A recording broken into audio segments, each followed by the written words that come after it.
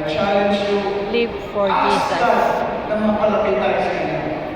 Ako nga, bilang inyong tatay, I pray and I really emphasize prayer this year stronger than ever sa buong 49 years of my life.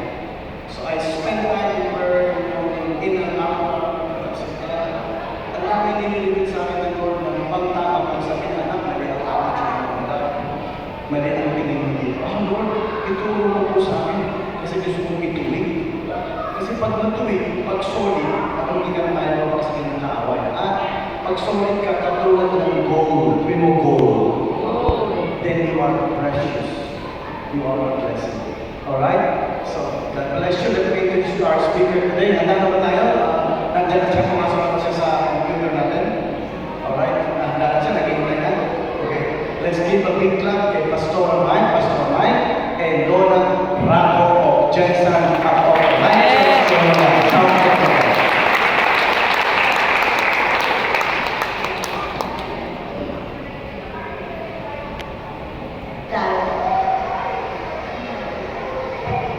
Mas malakas sa palakpak para sa Panginoong Diyos. Alam niyo, mas maganda ko dito sa athletic service ko because refining na yung isip natin. Nagising na kami para sa service kanina. But anyways, kami po ay magpapakilala. Personal ako si Mike, si aking nag-iisang asawa na ako. Okay? Napakagandang asawa na ang pangalan ko ay si Mike. And of course, meron po kaming dalawang anak, si Juan Choy at saka si Jude Choy, na nandiyan ngayon, nasa nung na yun. Pinangat niya yung mga nasa nung. But anyways, we are happy to share with you the word of the Lord today. Ito siguro yung isa din sa mga reasons kung bakit kami medyo nagtagal dito sa Permanent because originally, we're here for the birthday celebration of my parents, their anniversary celebration. At the same time, because of yung mga na-move natin na schedule sa church, so medyo bumaba yung time natin dito sa Palawan. But I believe merong nais ang Panginoong Diyos na sabihin sa bawat isa. And we pray that today, buksan natin ang ating mga puso at ating isipan at hayaan natin ang Diyos ang Panginoong Diyos. And of course, before po mag-speak si Pastora Donna, ako po yung susunod sa kanya, we want to give honor to whom honor is due, of course, sa ating Panginoon. At syempre kay Pastor Ancho at kay Pastor Ruth for giving us the opportunity to share the word today. Can we pray first bago po tayo tumako sa ating salita ng Panginoon? Let's pray. Father, we just want to thank you today because Lord, Ikaw ay mabuti, Ikaw ay tapat.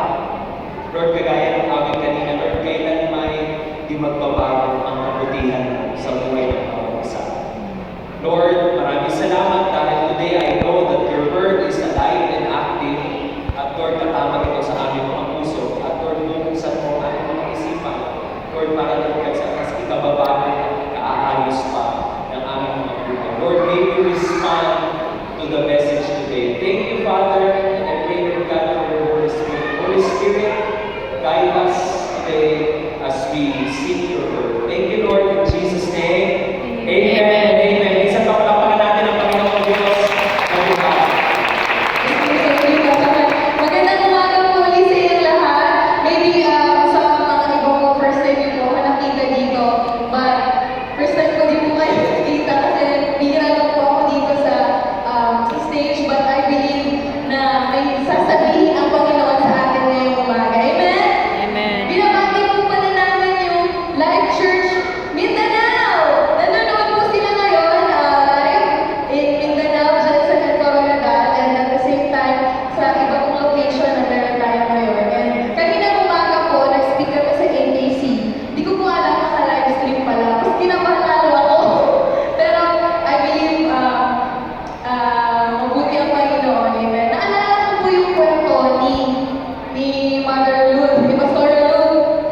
Alam ko po kasama si Pastor Nice na di ko parang baptism ata yung dedication ni Aki.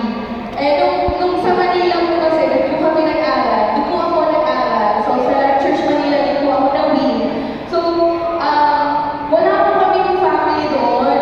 So, that time po na nandun sila, tapos parang really